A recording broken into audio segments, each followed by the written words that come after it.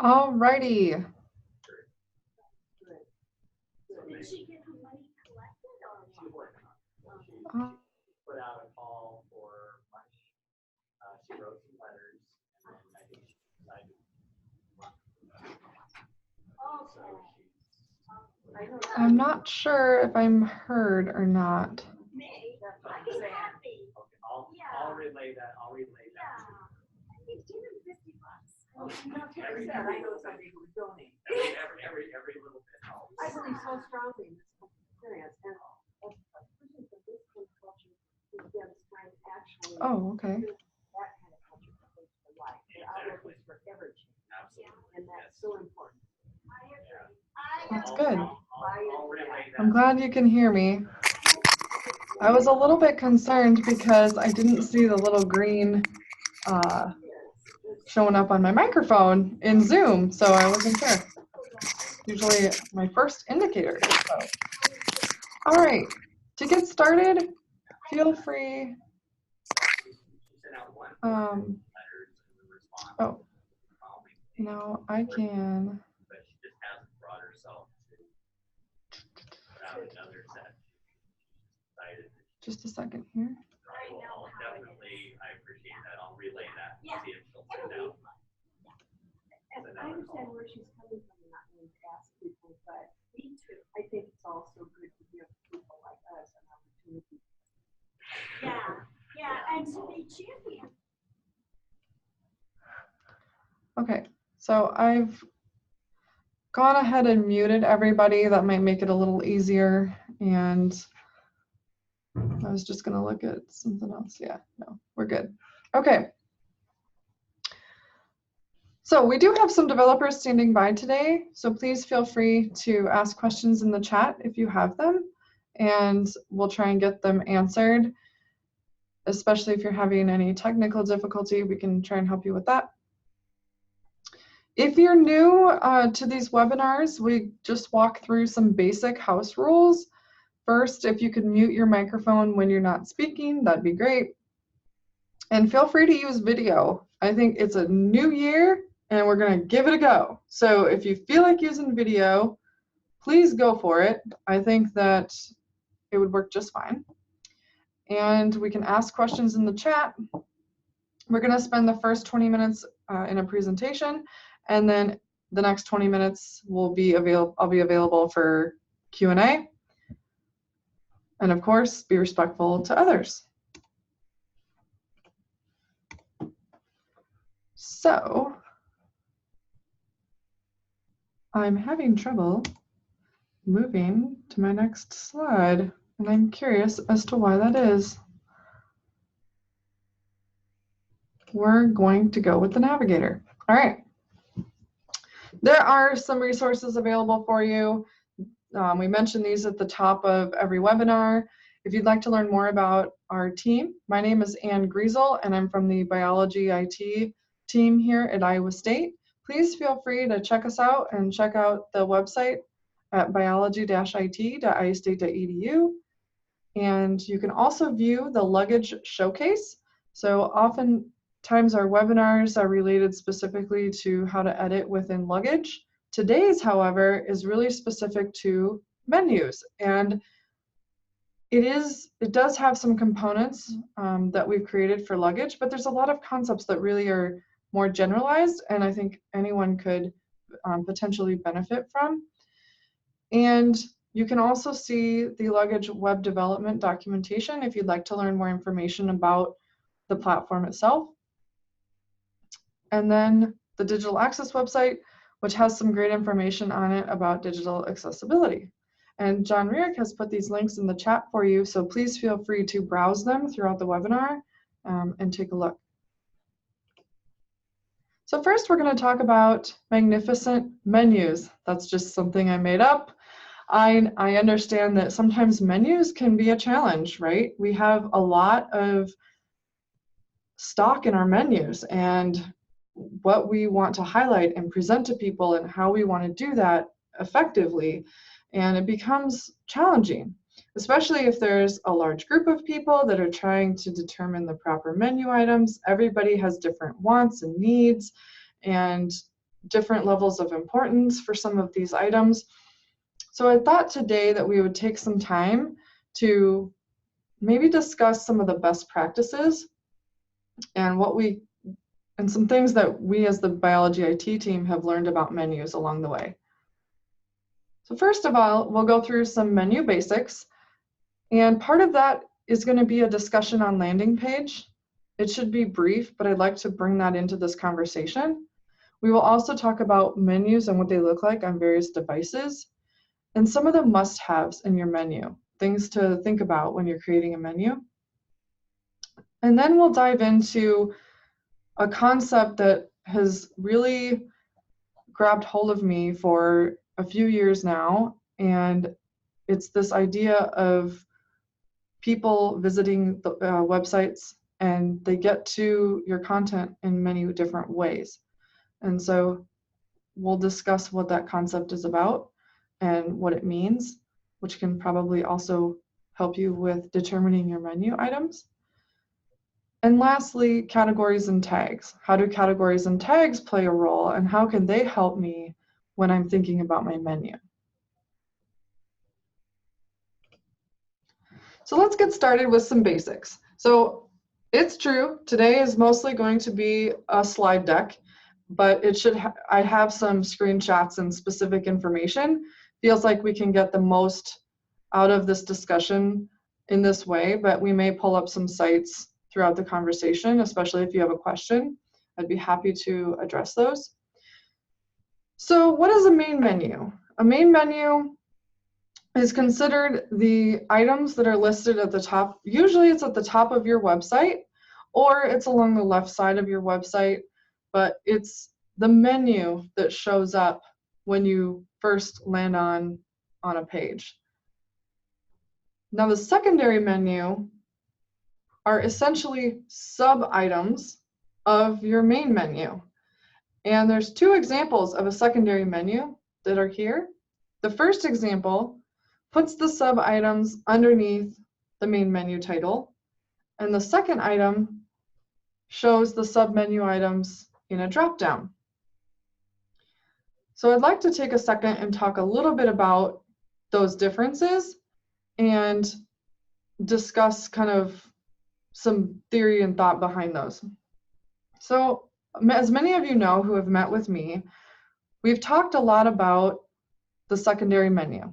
This is a place where I get a lot of folks saying, okay, Ann, I can get a main menu kind of narrowed down, but then I'm just going to be able to put everything in the secondary menu, which is okay. We can have quite a few items in the secondary menu, but what you really want to be aware of is the navigation that the menu provides for your site visitor. And is that navigation something that they can rely on, and are they going to understand how to get back to where they were, and do they understand where they are in the navigation?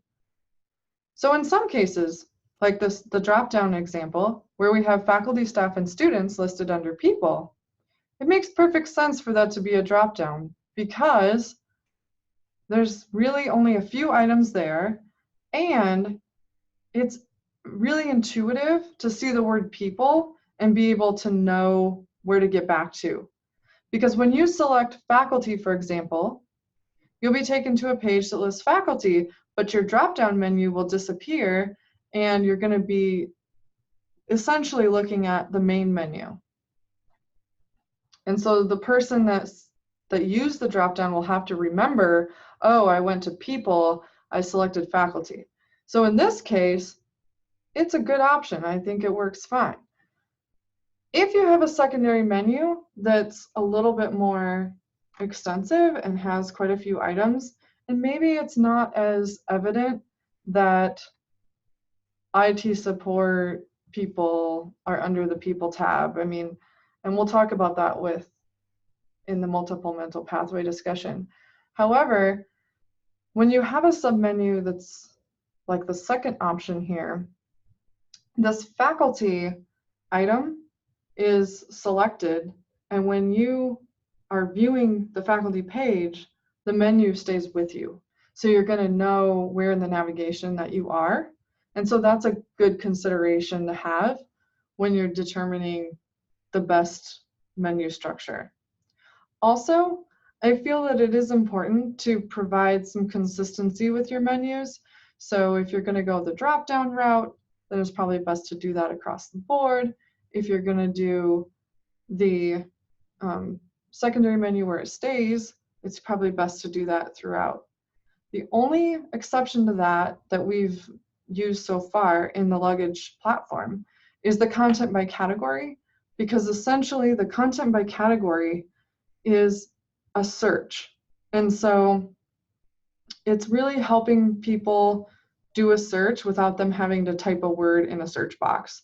And so it has a different meaning and it has a different outlook to it. And so that's why you can essentially have that as a drop down, and we want people to use it more of an exploratory option.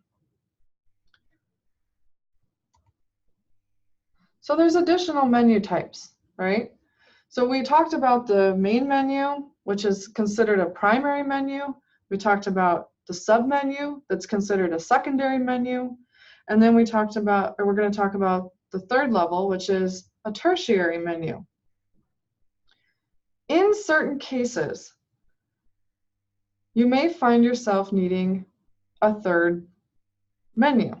So, for example, we have, in this case, we're going to a main menu item, we've gone to a sub-menu item, and now we need to drive in a third menu item so that folks can get there. I've seen this with academics, for example. Sometimes people will have academics, and it's the sub-menu items are undergraduate student, prospective student, graduate student kind of items.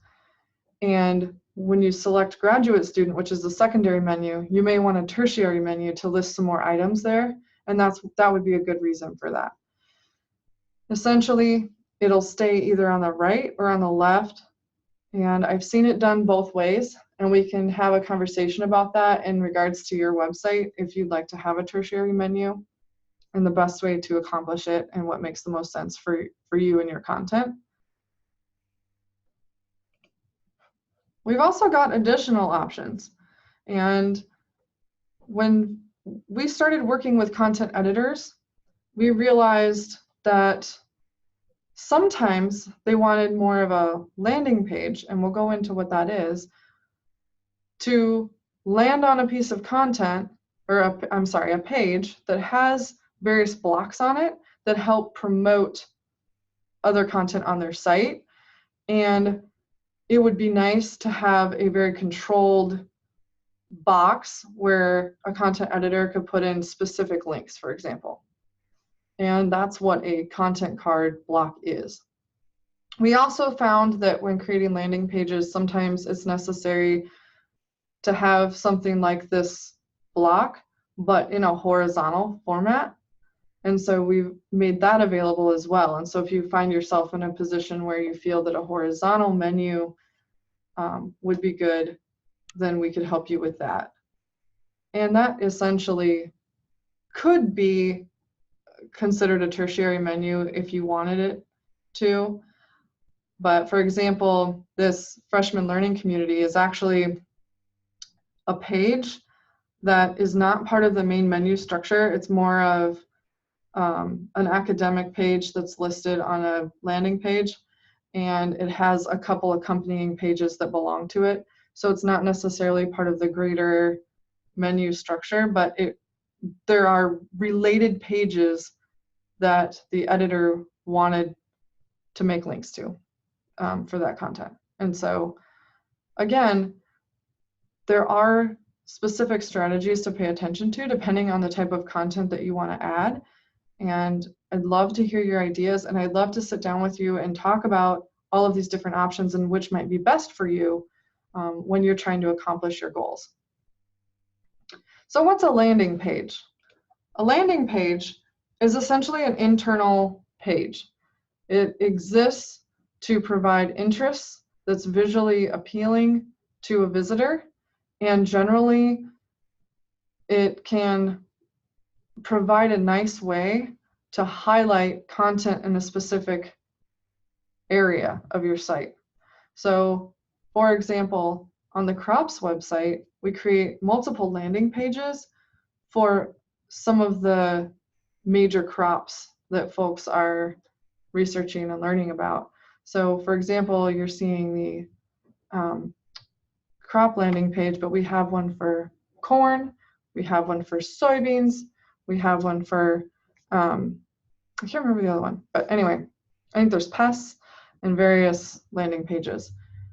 And what we're able to do on this landing page is pull in a block that provides news items that have been categorized or tagged as corn. And we can provide blog posts that have been categorized or tagged as corn. And those blocks automatically pull in content. There's 2 blocks below where there's crop production tools and crop production resources that the content editor wanted to provide and are generally more static. And that content is not automated, it's manually cured, and those are menu blocks that we just talked about. Below that, on this particular landing page, we have field specialists and campus specialists, which are automatically pulled in based on a category in their people profile. So, I'm sorry, if they're tagged in their people profile. So these individuals have been tagged as corn experts or crop experts, depending on the landing page. Which is generally a good thing for your landing pages because it shows people that you're constantly updating and editing your site. And that's a good thing if people visit, especially prospective students, they can see, oh, there's new content, their website's changing, they're doing new things all of the time. That's a positive concept to push to your site visitors. Okay. Next, in regards to menus, I'd like to talk about the different views that an editor might see the menu. So this is a website that we're viewing in laptop mode. So you can see that a page is selected, there's a lot of room here, and so one might think, oh, I could add more menu items, and technically you could, but when you look at this menu on, I'm going to jump to the tablet, you can see that there's not as much space there.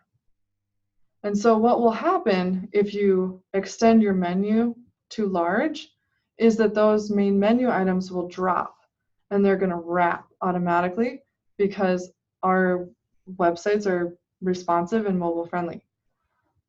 And on a mobile phone, you'll see that the main menu is collapsed because the main event, or like the main content that your visitor would like to see is the content on the page that they're visiting.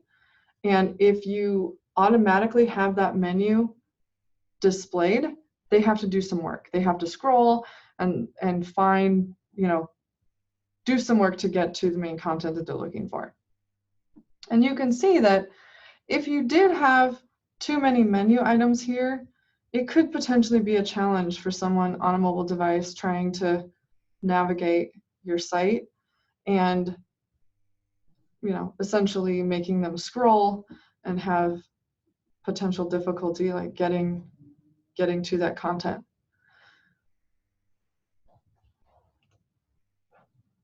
So let's talk about some menu must-haves. So what are some things to consider when you're thinking about making a menu? And generally, we recommend roughly 6 items. Now, depending on how long your items are, so if you've got items that are a little more extensive, the menu item prospective students is a little bit long, whereas the menu item students is a little bit shorter. And so just keeping that in mind when you're creating a menu. It's usually around 6-ish items that we recommend. Also, remember, the reason for this is thinking is because we think about mobile and we think about the fact that space is limited, and we want to be cognizant of that for our visitors. Also, no matter what device a visitor is on, their first impression only lasts a few seconds. And if you're going to give a visitor too many options to choose from, chances are they may walk away. So, for example, I'm working on a project right now in my house, and we're redoing a floor. I'm not in this stage, but if we decided to pick out flooring and you go to the flooring store, I could be completely overwhelmed by seeing, tons of different options. And it may just make me walk out of the store. Now, if I had a really good salesperson come to me and say, here's 3 options that would be great for you to choose from based on your goals or whatever it may be, then I might be more apt to ask a question, learn more. Maybe that drives the salesperson to show me another example that might be a little less expensive but still fits my goal. And essentially, you can see where I'm going with this, in that if you give folks a reasonable amount of items to choose from, they're probably going to be more apt to explore your site, because they'll be able to make a decision on which item to select.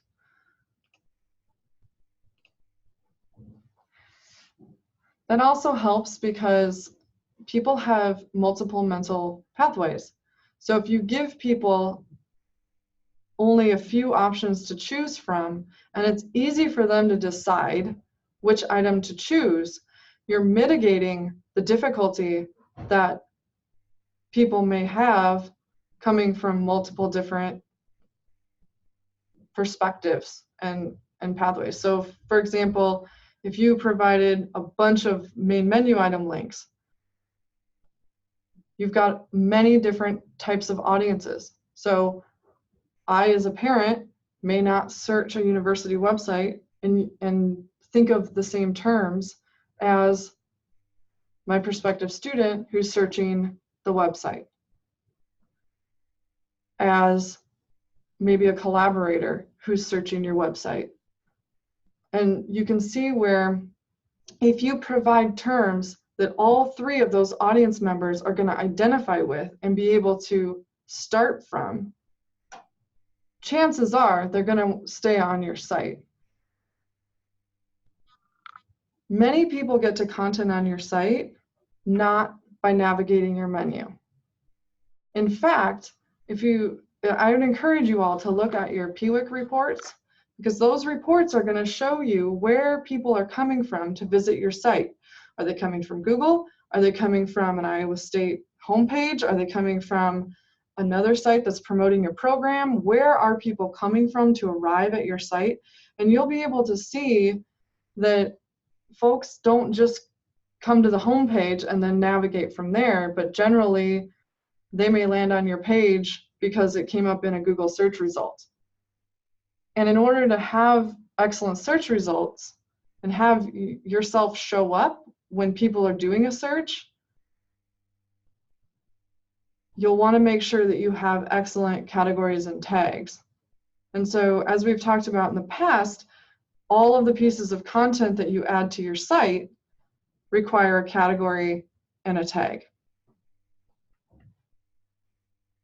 So let's talk about this for a second, because this is all great, but it's hard to give all of you the same direction when your sites are probably variant, right? There's smaller sites that have, 3 to 5 pages.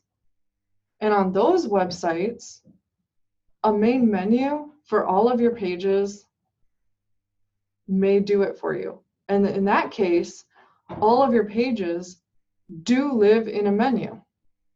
And that, I think, is great.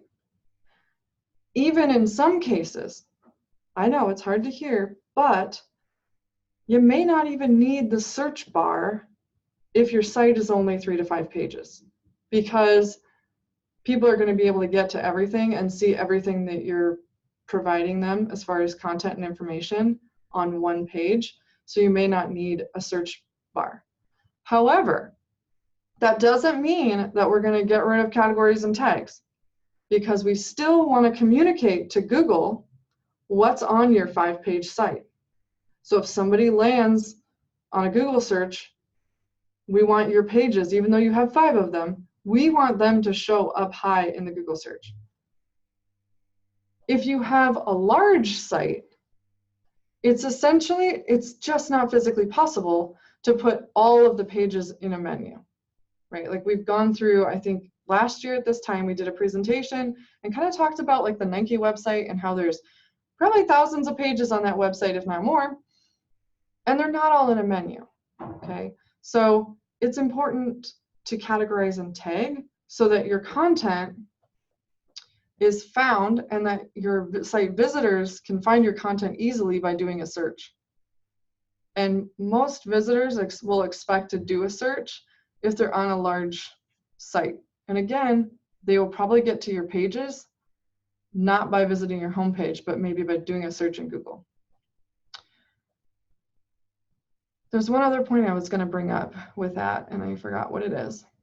Oh, I remember. So when you do have a large site and you've got all these pages categorized and tagged, what that does is it sets you up to grow, and it sets you up to expand your site and provide lots of information that can be found in lots of different ways. So it's not a bad thing that all of your content can't be shown in the menu.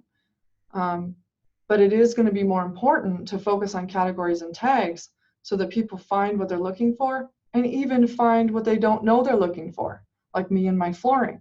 I didn't know I was looking for a 4th option that wasn't presented to me, but I explored one of the options and then I learned that they had another one. And so that's what we want to happen with people. We want people to be able to find their content easily and even find content that they did not know they were looking for and me be excited about and to learn about.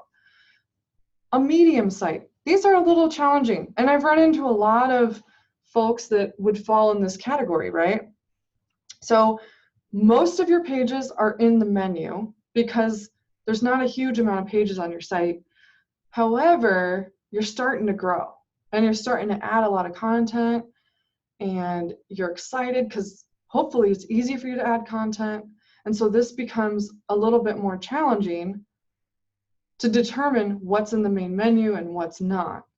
And I would recommend that you kind of take an inventory of what is on your site and really what it is that you're trying to get across to all of your audiences. You know, what's in common with all of your audiences and how can we bring that information to the menu. Also, it may be time to start thinking about 1 or 2, not a huge amount, but a couple landing pages where it's easy for someone to select students, for example, but then they're going to be able to see 3 beautiful boxes with students doing wonderful activities, and they can choose undergraduate, graduate, or prospective students, and then find some more information that they're looking for. So again, it's preparing you so that you have that ability to grow and you don't necessarily have to have every page in the menu, but you can still be found and your information can still be found. And if you'd like to learn a little bit more about categories and tags, this is a webinar that we actually did in February of 2017. I found it kind of funny that I was talking about a similar topic about a year later in a different way, but we explored categories and tags specifically and went a lot deeper into what they are and how to use them.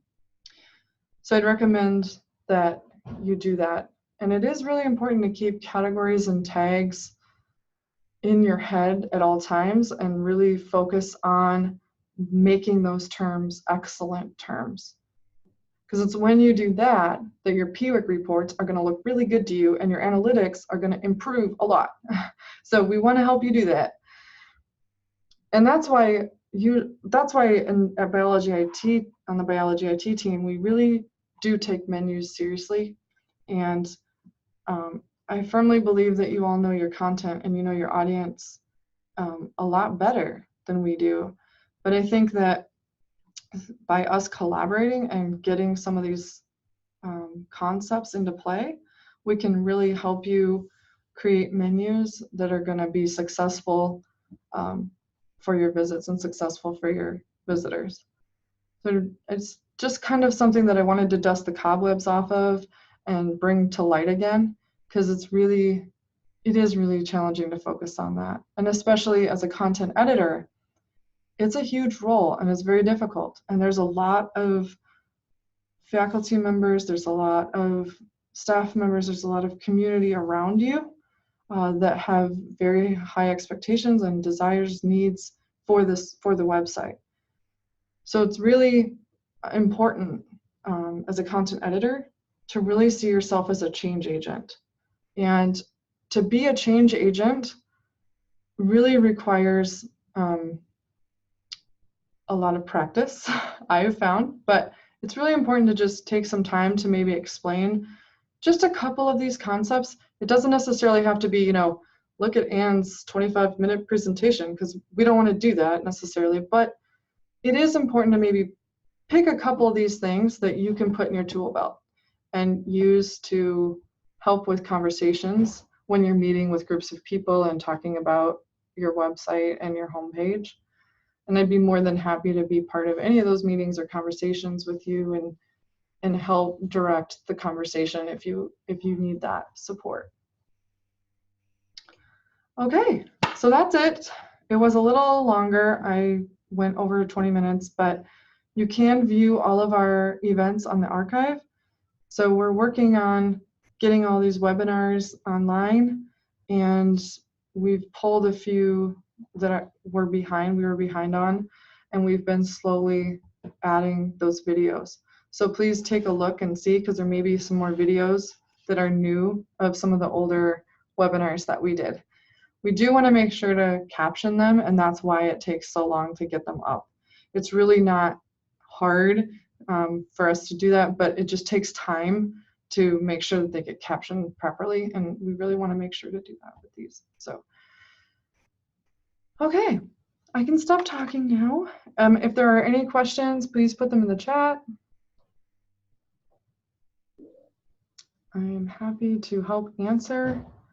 If you're looking at a specific site that you would like to have some assistance with, I'm happy to help. And don't be shy, because usually if you have a question, most likely somebody else in the chat or somebody else who's going to view this video later will have the same question. I can almost guarantee you that. So please don't be hesitant if there's something that you're thinking about and you'd like to ask a question about.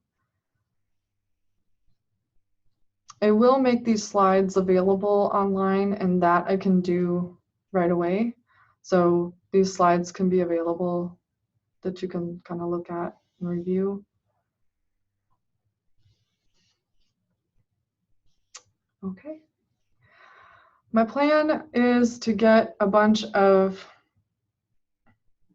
webinars lined up specifically that we're going to talk about for the next, I don't know, 6 months or so. I'd really like to do that soon so that we can get them up and you can kind of see what's coming for webinars. And we'd like to promote those. So I am working on that, and I've got almost a list filled out, but I'm still toying with a couple of the things, so that should be coming soon. And if you have questions, please email websupport@iastate.edu. Please don't forget to use that. That's just really helpful, essentially for us, so that we can get back to you a little bit more quickly, and it helps organize the inbox for me.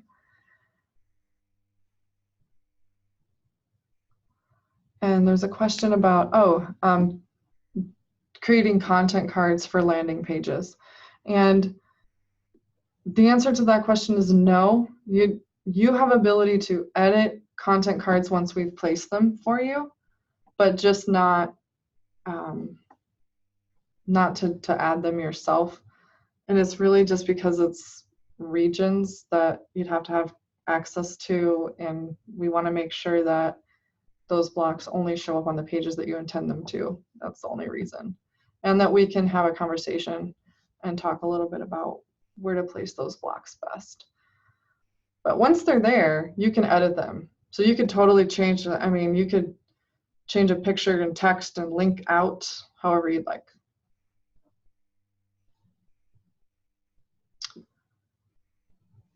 All right. Cool. Well, with that, I will leave you. Thanks for joining me on a Wednesday. I alluded to a flooring project in my house, and that's why we met today, because I will be sanding my hardwood floors tomorrow and Friday. So I'm going to be out of the office, and I'd planned this for a few weeks. So thank you for joining me on a Wednesday this time. All right. Have a good day.